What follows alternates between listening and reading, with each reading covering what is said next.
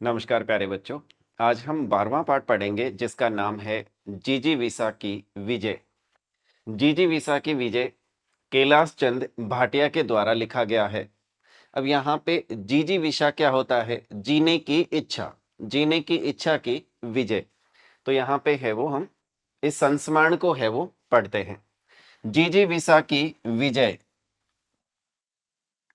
जिजीविसा जीने की इच्छा, जिसके बारे में हम बात कर चुके हैं। मन में समाहित जीवन लालसा ने ही गोपामऊ यानी हरदोई निवासी श्री राम सहाय के घर में जन्मे बालक रघुवंश सहाय वर्मा को हिंदी साहित्य के सुप्रसिद्ध विद्वान आचार्य डॉक्टर रघुवंश के रूप में प्रतिष्ठित कर दिया। मेरी डॉक्टर रघुवंश से सर्वप्रथम भेंट भारतीय हिंदी परिषद के विजय अधिवेशन में 1954 ईस्वी में हुई। ये कह रहे हैं कि मेरी जो इनसे है वो सबसे पहली जो भेंट है वो 1954 ईस्वी में हुई। रामनिवास बाग के मध्य यानी जो भव्य हॉल में अधिवेशन संपन्न हो रहा था, रामनिवास बाग है, वहां पे भव्य हॉल में एक अधिवेशन हो रहा, उसमें है वो उनकी मुलाकात होती है यानी भेंट होती है। मैं तो देखते ही दंग रह गया कि एक व्यक्ति पैर से निरंतर तेजी से लिखता जा रहा है। किससे लिखता जा रहा है? पैर से निरंतर वो लिखता जा रहा है यानी लगातार। जब वहां विद्यमान अन्य विद्वानों से उनका परिचय प्राप्त हुआ तो ज्ञात हुआ कि ये तो वही डॉक्टर रघुवंश है जिनके विषय में विद्यार्थी जीवन से सुनता आया हूं, यानी विद्यार्थी जीवन से मैं उनके बारे में सुनता आया हूं। पर यह नहीं मालूम था कि लेखन कार्य में इतना सक्रिय विद्वान दोनों हाथों से लाचार है, यानी दोनों हाथों से ही वो क्या है? लाचार है। सक्रिय का मतलब होता है क्रियाशील। तब तक उन्होंने इलाहाबाद विश्वविद्यालय से हिंदी में एमए तथा 1948 में हिंदी साहित्य के भक्ति काल और रीति काल में प्रकृति और काव्य विषय पर डी.फिल की उपाधि प्राप्त कर ली थी।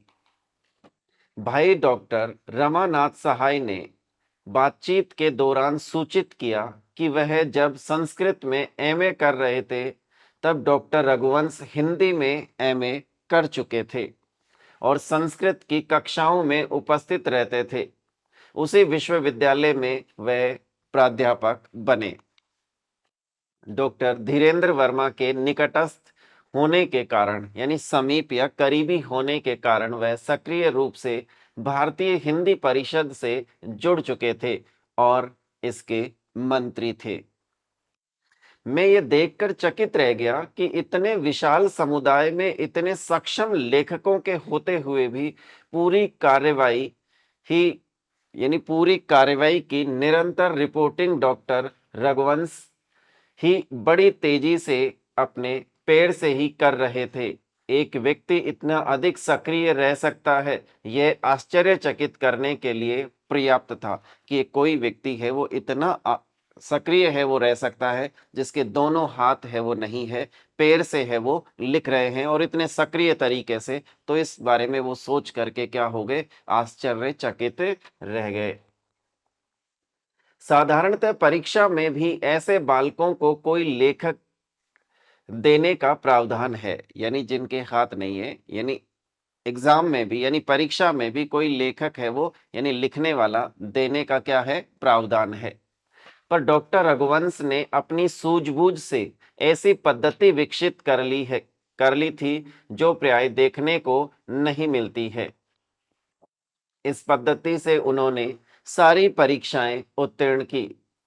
इसमें दो राय नहीं है कि उन्हें प्रेरणा मिली हिंदी भाषा और साहित्य के प्रकाश स्तंभ डॉक्टर धीरेन्द्र वर्मा से और अभूतपूर्व सहयोग और सहायता मिली डॉक्टर रामस्वरूप चतुर्वेदी से। संयोग से एलनगंज में डॉक्टर रघुवंश और डॉक्टर चतुर्वेदी साथ ही एक घर में निवास करते थे और बैंक रोड स्थित अपना अपना स्थायी आवास भी पड़ोसी के रूप में बनवाया, जहां अब दोनों ही निवास कर रहे।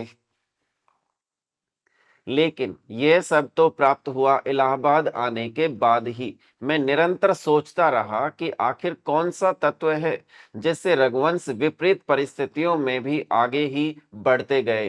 काफी सोच विचार के बाद मत बनाया, यानी विचार बनाया कि हो न हो उन्होंने अपने मन में कुछ बनने की ठान ली हो। यानी उन्होंने कुछ न कुछ ऐसी मन में है वो ठान ली है कि कुछ तो है वो बनना ही है। एक बार दिल्ली में मन क्या है विषय पर अंतर्राष्ट्रीय संगोष्ठी हुई थी। देश विदेश के विद्वानों वैज्ञानिकों ने गंभीर विचार विमर्श कर मन को परिभाषित करने की चेष्टा की। ये माना गया कि मन मस्तिष्क नहीं है। ये माना गया कि मन मस्तिष्क नहीं है। वैज्ञानिकों के अनुसार मस्तिष्क शरीर के भीतर एक सर्वाधिक महत्वपूर्ण केंद्र है जिसमें बहुत कुछ घटता रहता है। मस्तिष्क की तरंगों को कोई चेतना, कोई चित्ती, कोई संज्ञान की संज्ञा देता है। चित्ती का मतलब जागृति, संज्ञान ज्ञान सहित, कल्पना करना, अतीत में जाना, अवधान, पर्यवेक्षण, विचारणा आदि अभिक्रियाओं का संपादन मस्तिष्क करता है। अवधान का मतलब होता है ध्यान या मनोयोग, मन की एकाग्रता। पर्यवेक्षण का मतलब होता है निरीक्षण, और समुच्चय यानी सुगठित, तो जिसके समुच्चय का नाम मन है।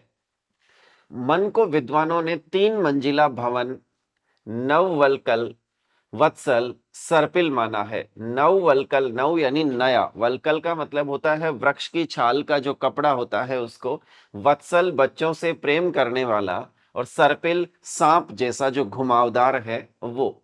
तो विद्वानों ने 3 मंजिला भवन है वो माना है। लगता है अतीन्द्रिय अनुभवों के केंद्र मन सर्पिल में ही उन्होंने पक्का विचार बना लिया होगा। यानी उन्होंने ये है वो पक्का विचार बना लिया होगा। उन्होंने जो लेखन कार्य किया वह बहुत से उन विद्वानों से भी संभव नहीं हो सका जिन्होंने मजबूत हाथ लेकर जन्म लिया। यानी उन्होंने जो लेखन कार्य किया है वो लेखन, 2 हाथ जिन्होंने ईश्वर ने 2 हाथ दिए हैं उनसे भी वो संभव नहीं, इतना सुंदर वो लेखन है वो करते थे। मात्र मन की मजबूती से ही कालांतर में वह सर्वोच्च पद पर प्रतिष्ठित हुए। इस समय मुझे महाकवि प्रसाद की पंक्तियां स्मरण आ रही है।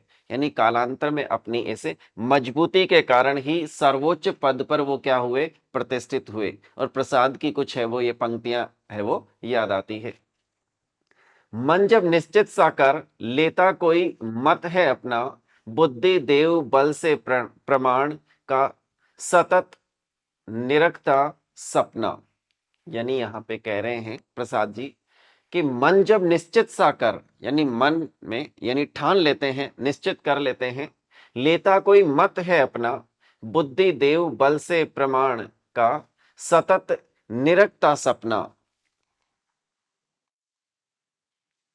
ये मन ही तो है जिसमें चाह है, लक्ष्य है, वही उसमें पवित्रता, कोमलता व प्रियता है। उनका नव उत्साह से भरा मन हमेशा लेखन कार्य, सेवा कार्य में रमता है। हर प्रकार की स्वच्छता की भावना उनके स्वभाव का अभिन्न अंग रही है। बहुत से लोगों में स्वच्छता बाह्य रूप में ही मिलती है।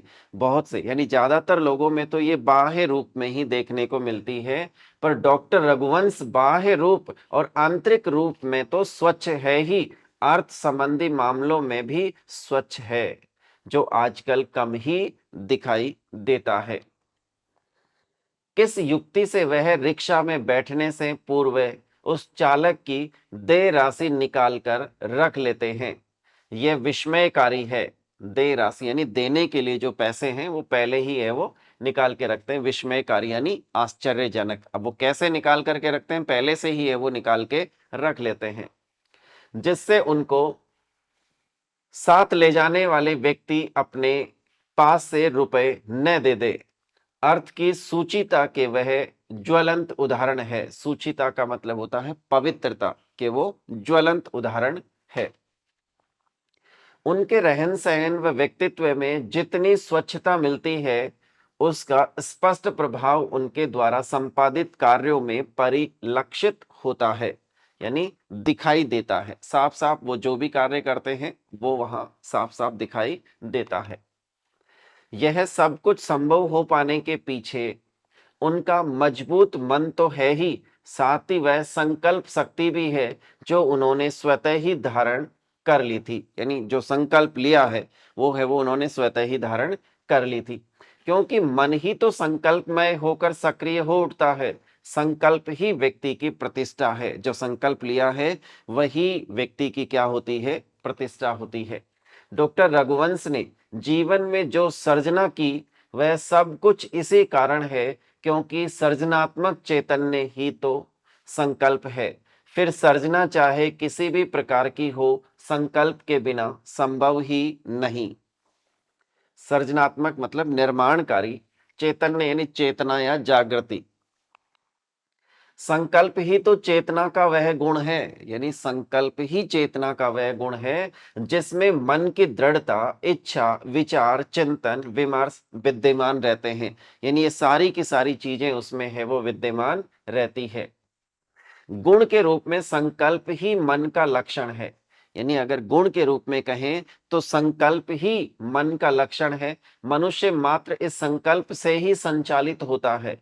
इसको ही शोपेनहावर ने जीने का संकल्प, नीत्शे ने शक्ति संकल्प व विलियम जेम्स ने श्रद्धा का संकल्प बताया है।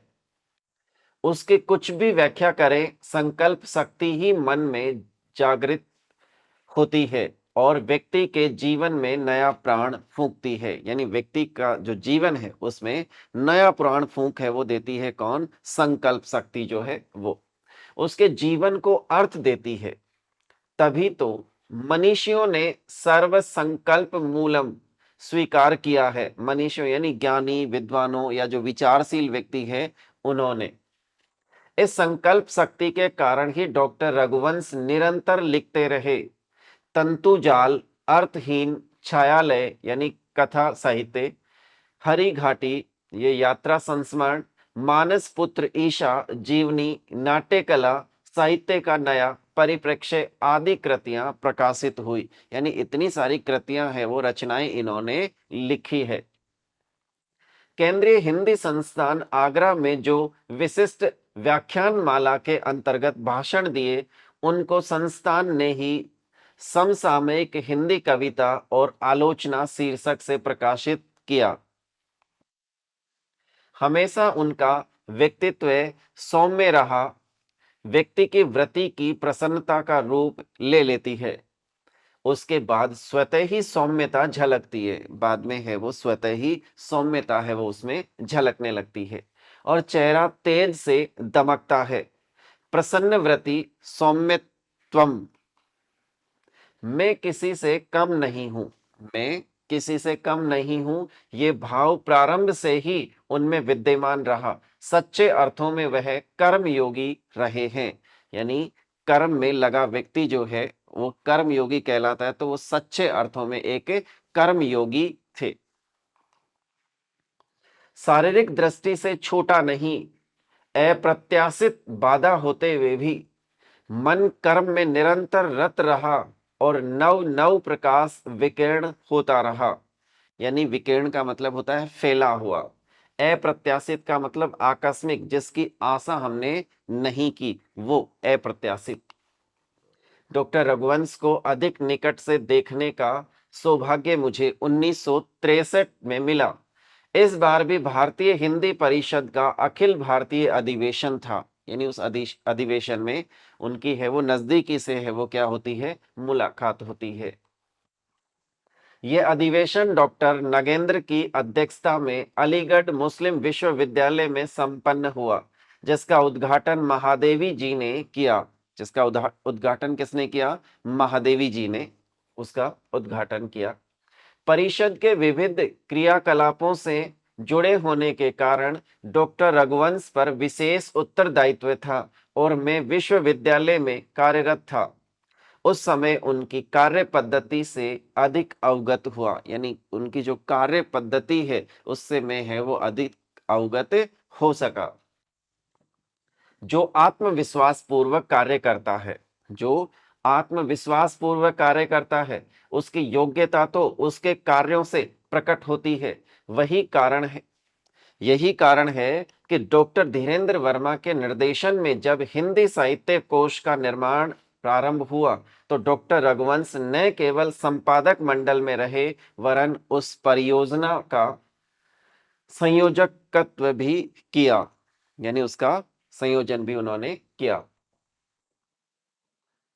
उन्होंने कोश के लिए लेखन कार्य भी किया। हिंदी साहित्य कोश के प्रकाशन में उनका बड़ा योगदान रहा है। किसी भी परियोजना का विकास कर उसको ऊंचाई तक ले जाना और उसके लिए अपने को न्योछावर करते रहना उनका स्वभाव बन गया। योजकता, आत्मविश्वास, आत्मबल, कर्तव्य निष्ठा आदि गुणों का संबल लेकर वह निरंतर आगे बढ़ते ही गए। योजकता का मतलब मिला हुआ।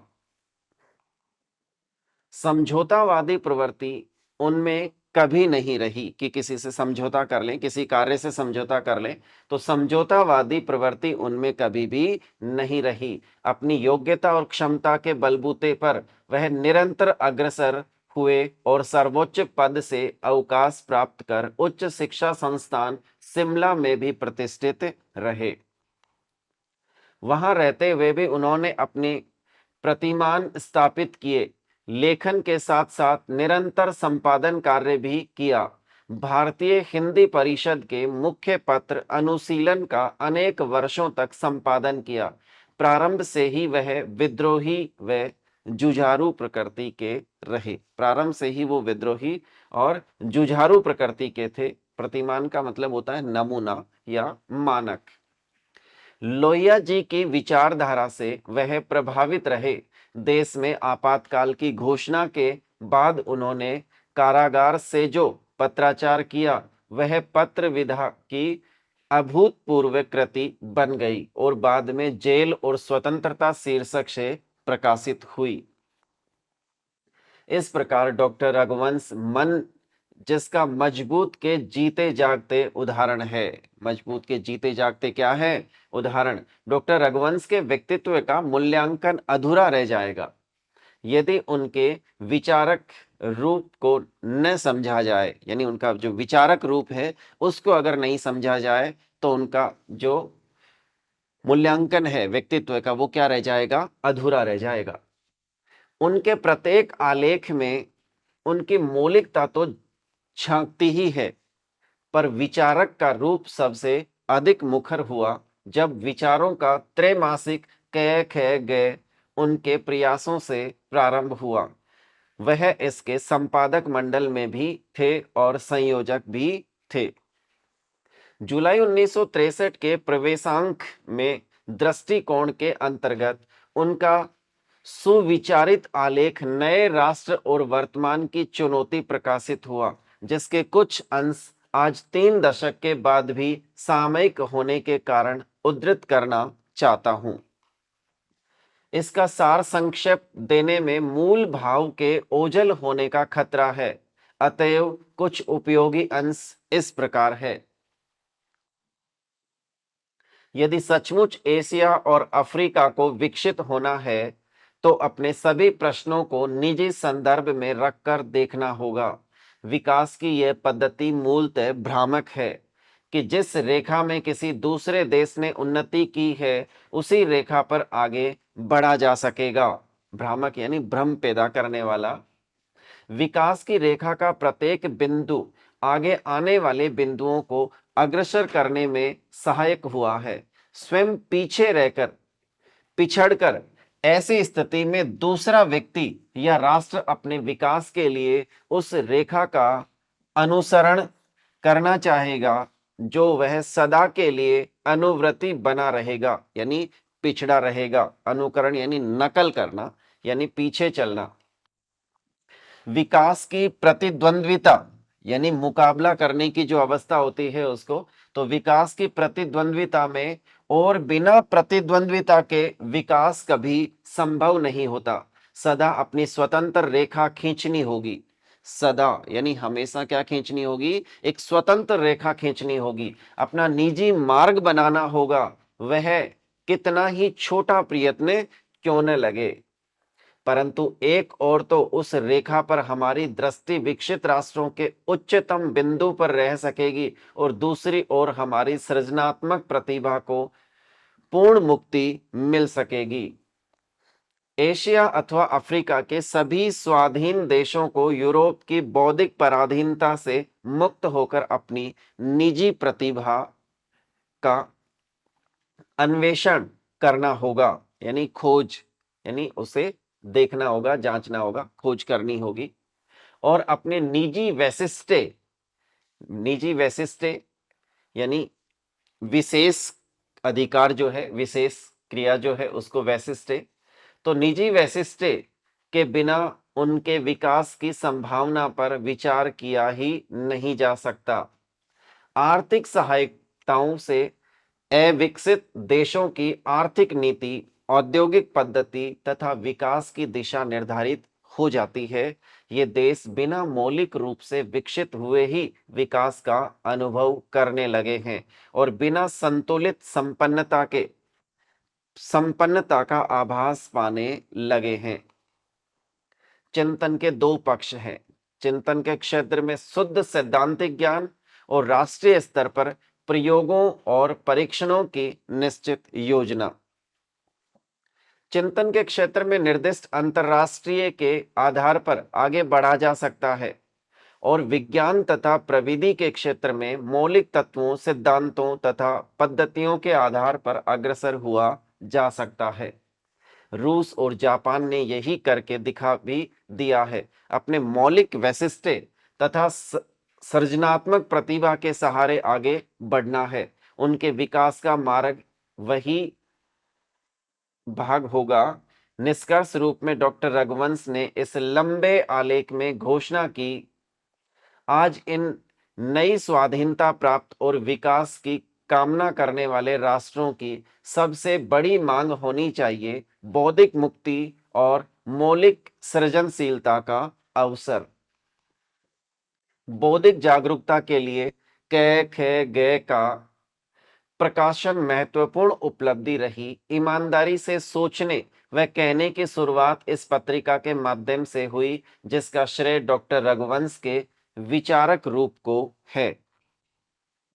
डॉक्टर रघुवंश का विचारक रूप निरंतर प्रखर होता गया, जिसका दिग्दर्शन उनकी कृति मानव पुत्र ईशा जीवन और दर्शन में हुआ।